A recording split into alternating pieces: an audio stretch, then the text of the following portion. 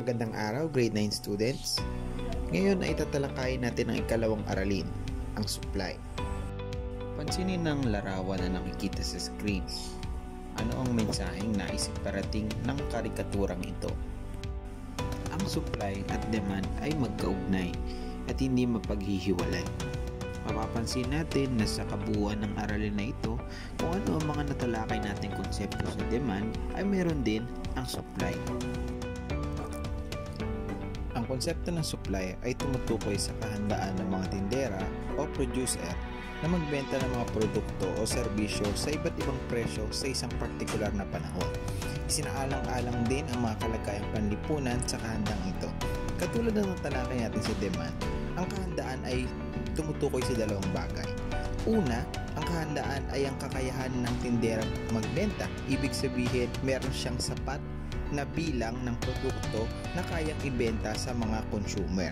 Pangalawa ay ang kagustuhan. Ibig sabihin, hindi natin maituturing na supply kung hindi gustong ibenta ng tindera o producer ang nasabing produkto o serbisyo sa isang partikular na presyo. So, kailangan nandoon ang dalawang elemento na una, meron siyang sapat na bilang ng mga produkto at pangalawa, gusto niyang ibenta ang mga produkto o serbisyo na kanyang ipinagbibili.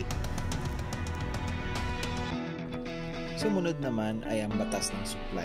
Sa batas ng supply, isinasaad na habang tumataas ang presyo, dumadami rin ang nais at kayang ipagbili at habang ito ay bumababa rin ang bilang ng nais at handang ipagbili, ceteris paribus. Tinatawag ang relasyon ng supply at presyo bilang directly proportional. Kaya natin laging hina-highlight yung word na ceteris paribus. Ibig sabihin, ina-assume natin dito na ang iba pang mga salik na makakaapekto sa supply ay hindi pa nakakaapekto. Ang nakakaapekto lang ay ang presyo. So, kung presyo lang ang nakakaapekto, kapag tumaas ang presyo, tataas din ang supply. Kung bababa ang presyo, bababa rin ang supply. Ang tawag sa ganong relasyon ay directly proportional. Kung sa nakaraang aralin natin sa demand, ang relasyon ng demand at presyo ay inversely proportional o hindi sila magkaugnay, sa batas ng supply, directly proportional. Kung saang direksyon papunta ang presyo, ganun din ang direksyon na pupuntahan ng supply. Bakit nga ba sa tuwing tataas ang presyo, tumataas ang supply? At kung bababa naman ang presyo, bakit bumababa ang supply? Mas mainam kasi para sa mga tindera o producer ang mataas na presyo ng mga bilihin. Kasi dito, may mataas na motibasyon sila na magtinda sapagkat mataas ang presyo, maaari silang tumubo ng mas malaki. So in short, kung mas mataas ang presyo, natural mas marami kang handa at gustong ipagbili sa iyong mga consumer. Kaya pag mababa ang presyo, hindi lahat ng tinda mo ay gusto mong ipagbili. Okay? Kaya ganon ang batas ng supply. Ang supply din ay merong schedule. Ulitin natin, ang schedule ay isang talaan o table na nagpapakita ng bilang o dami ng nais at kayang ipagbili or quantity supplied, QS, sa bawat pagbabago o level ng presyo sa isang tiyak na panahon. Okay? Ito yung hypothetical na table na diniscuss din natin sa demand. Ang nasa screen ay isang halimbawa ng schedule ng supply. Mapapansin natin sa isang schedule ng supply na evident ang batas ng supply na ang relasyon nila ay directly proportional. Kasi kung titingnan natin sa may column ng presyo 2, 4, 6, 8, samantalang sa column ng quantity supply or bilang ng supply 0, 3, 6, 9. Mapapansin natin na habang tumataas ang presyo, tumataas din ang supply. Sumunod ay ang kurba ng supply. Kapag natapos na tayo sa paggawa ng ating schedule ng supply, ilalapat na natin ang mga numero o datos na ito sa isang graph at makakabuo tayo ng tinatawag na nating kurba ng supply. Makikita natin na mabubuong kurba ay mula kaliwa pataas o upward sloping, taliwas sa nabubuong kurba sa demand na downward sloping o mula kaliwa pababa. Sa supply, mula kaliwa pataas, upward sloping ang kurba na ito. Okay? Sapagkat positibo or directly proportional ang ugnayan o relationship ng presyo at supply, kaya nagiging upward sloping ang kurba na ito. So indikasyon na yan sa pagche-check kapag gumagawa tayo ng kurba na kapag hindi upward sloping ang ating graph, maaaring mali ang ating nagawang schedule o mali ang na-compute nating supply function. Ang nasa screen ay isang halimbawa ng kurba ng supply. Ganun ulit, katulad lamang na sa demand, ang nasa x-axis o nasa horizontal sa pahiga ay ang quantity, sa y-axis naman, sa vertical o sa patayo ay ang presyo. Dito natin makikita yung sinasabi kanina na upward sloping ang kurba ng supply, kasi habang tumataas ang presyo sa graph ay tumataas din ang supply, kaya mula kaliwa papataas siya. Ngayon ay aralin na natin kung paano ang pagko-compute o computation ng supply. Mas magiging madali na ang pagko-compute niyo ngayon na supply dahil familiar na kayo sa operasyon na gagawin natin, dahil ganito rin naman ang proseso natin sa demand. O sample na problem. Kung ang Q1 ay 6 at ang Q2 ay 16, ang P1 ay 8 at ang P2 ay 13, ano ang ating makukuhang supply function? So step 1, computein muna natin ang slope formula. So ang slope formula ay Q1 minus Q2 over P1 minus P2. Ito po ay constant na formula. Ito ang laging gagamitin natin kapag sinabi natin kukunin ang supply function. So, sa-substitute po natin yung binigay na 4 na given dito sa formula natin. So, Q1 ay 6 minus Q2, 16 over P1 ay 8 at P2 ay 13. So, ayan. Natapos na po ang ating pagsasubstitute. Ang susunod natin gagawin ay mag-subtract. 6 minus 16 is equal to negative 10. 8 minus 13 is equal to negative 5. Okay? Alam naman natin kung paano mag-subtract, di ba? Kapag mas mataas ang subtrahen o yung nasa kanang bahagi. So, siya yung ipang susubtract natin and then kakopy natin yung sign. So, ang susunod natin gagawin ay i-divide. So, negative 10 divided by negative 5 is equal to positive 2. Bakit naging positive? Kasi pareho ng sign ang dividend at divisor. So, parehong negative si 10 at si 5, kaya pag dinivide mo sila sa isa't isa magiging positive. Okay? Konting paalala lang kung sakaling hindi nakakasunod.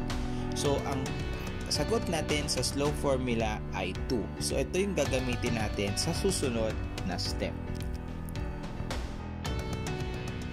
Step 2, ituturing natin na unknown ang Q1 at P1. Again, gagamitin lang natin ulit dito ang slope formula. So, Q1 minus Q2, P1 minus P2. Pero, ituturing natin na unknown ng Q1 or P1. Ibig sabihin, hindi natin alam, supposedly, hindi natin dapat alam kung ano yung nakalagay dyan, kahit ibinigay kanina sa problem. Okay? So, 2 is equal to Q1 minus 16 over P1 minus 13. Saan nakuha ang 2? Ito yung sagot natin sa step 1. Okay? So, unang gagawin natin ay cross multiply. So, kapag naging fraction si 2, magiging 2 over 1 siya. Kasi whole number siya, di ba? So, para maging fraction siya, lalagyan lang natin siya ng denominator na 1. So, 2 over 1. So, cross multiply 2 times P1 minus 13. So, lagay natin doon sa kabila. Okay? And then, 1 times Q1 minus 16. So, parehas pa rin. So, next. So, ito yung kanina, yung product ng pagka-cross multiply ng 2 at P1 minus 13. So, i-distribute lang natin yung 2 sa P1 at sa negative 13. So, 2 times P1 ay 2P. Tinanggal na po natin yung 1 kasi 2 times 1 ay 2 pa rin. Diba? And then, 2 times negative 13 is equal to negative 26. So, 2P minus 26 na siya. And then, sa kabila, tanggalin lang po natin yung 1 para mas madali natin makuha yung sagot. So, kaya na siya. 2P minus 26 is equal to Q1 minus 16. Ang susunod natin gagawin ay pagsamahin natin yung mga like terms. Okay, so yung mga whole number ay pagsamahin natin. So transpose natin, tatandaan natin kapag nagtatranspose, kapag tumawid sa equal sign ay magpapalit ng sign. Okay, so kung positive magiging negative, kung negative magiging positive. So ilipat natin si 16, si negative 16 mula doon sa kabila papunta sa kabila. So si negative 16 pag tumawid ng equal sign ay positive 16. So pag tinranspose na natin siya, magiging 2p minus 26 plus 16 is equal to q. Okay, so pagsamahin natin yung mga pwedeng pagsamahin. So dahil parehong whole number, si negative 26 at si positive 16, pwede natin sila pagsamahin. So negative 26 plus 16 is equal to negative 10. Okay, so yun na ang ating supply function. Binaligtad lang sa final answer para mas maganda lang tingnan, pero pareho lang yung 2p minus 10 is equal to q, tsaka q is equal to 2p minus 10. So si q is equal to 2p minus 10 na nakabox. Ayan na po ang ating supply function. So yan yung gagamitin natin sa next step. Step 3, gagamitin na natin yung nakuha nating supply function para hanapin yung mga nawawalang bahagi ng ating supply schedule. So makikita natin na itong supply schedule natin, itong talaan, may mga missing na part. So ang gagawin natin para makompute natin yung mga missing na part sa bawat punto o yung mga letter, ay gagamitin natin yung nakuha nating supply function. So ang supply function yan nakuha natin ay q is equal to 2p minus 10. So for example, hinahanap natin ang p ng punto B.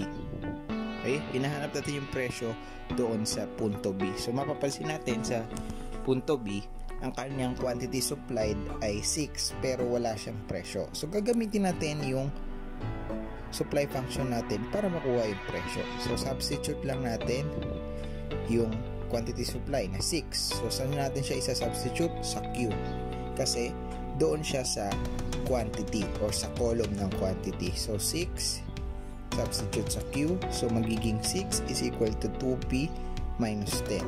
So ano na gagawin? Mag-transpose para mapagsama yung mga magkakapareho ng terms. So halimbawa, yung 6 at 10 ay parehong whole number. So negative 10, ilipat natin sa kabila, magiging positive.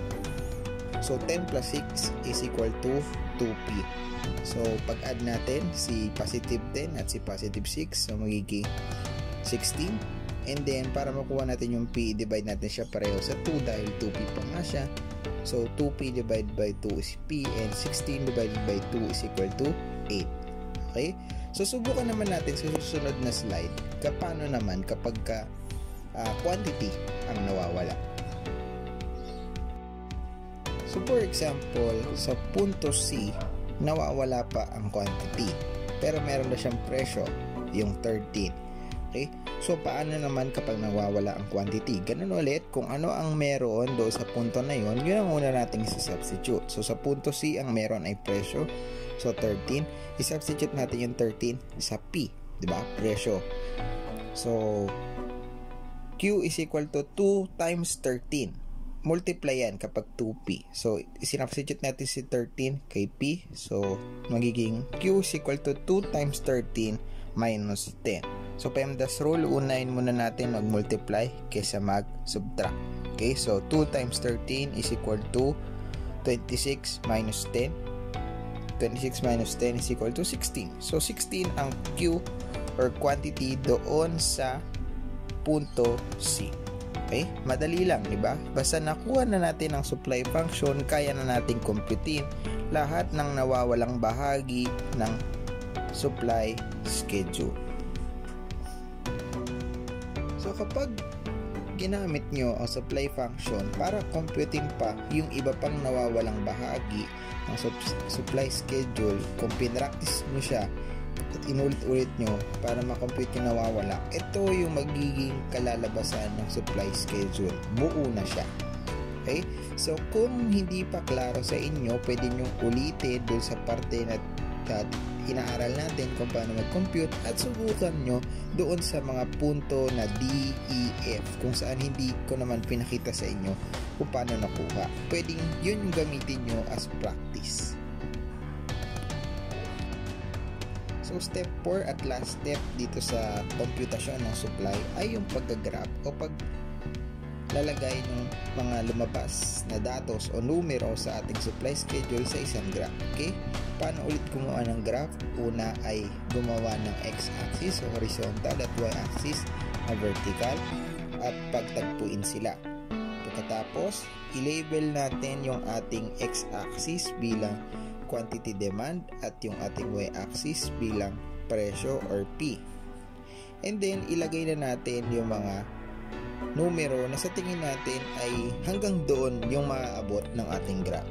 So, for example, sa quantity supplied or dito sa ating x-axis, umabot ang pinakamataas sa 50.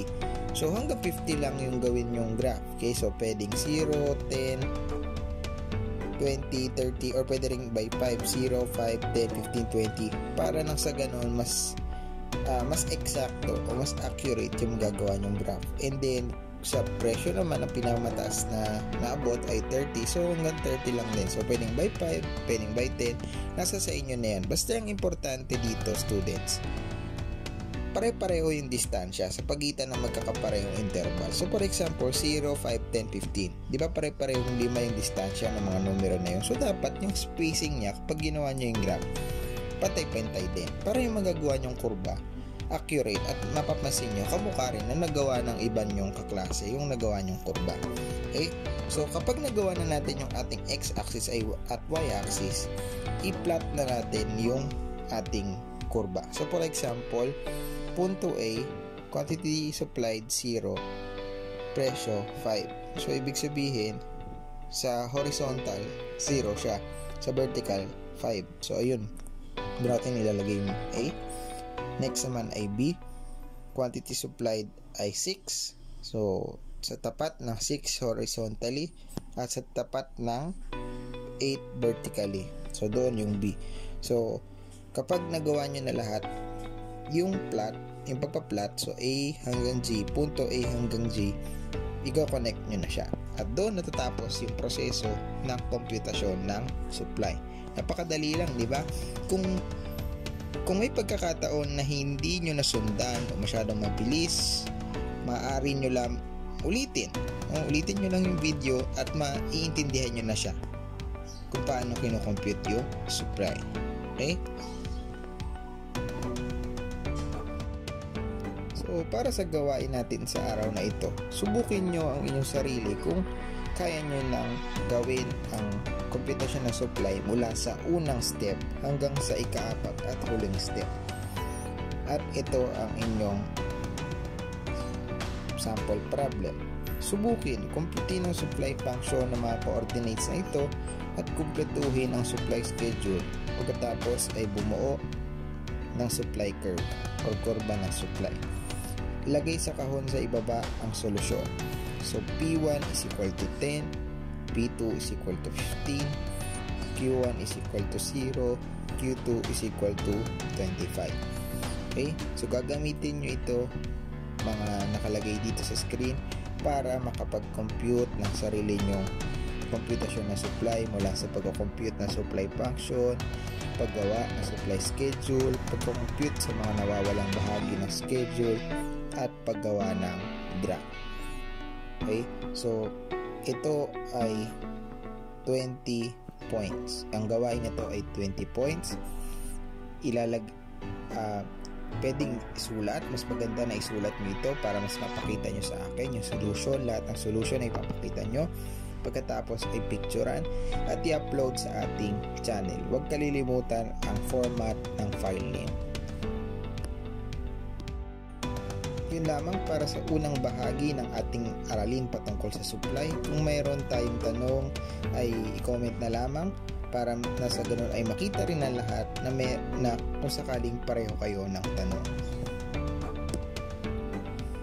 Inaasahan natin na marami kayong natutunan sa ating video na ito. Maraming salamat sa pakikinig. Paalam!